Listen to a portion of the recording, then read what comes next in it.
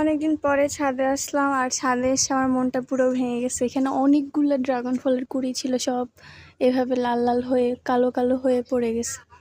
এই যে এগুলো আর হবে না, এই ফুলগুলো বড় হবে না, পচে পচে পড়ে যাচ্ছে কেন জানি না।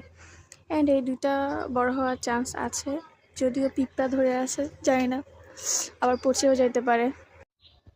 ড্রাগনের ফুল ফোটার পরে যে এইরকম পচে যায় যখন, তখন এটা ভেঙে ফেলে দিতে হয়, না হলে পচে আর ফলটা হয় না। এই যে আরেকটা ড্রাগনের ফল, আমি এটাও সেম ভাবে ফেলে দিয়েছি, পচা অংশ। এই ফুলটা 2-1 দিনের মধ্যে ফুটে যাবে আশা করছি, অনেক বেশি পিঁপড়াল্লা। এই যে ছোট একটা ড্রাগনের ফল, এটা বড় হওয়ার সম্ভাবনা আছে অনেক।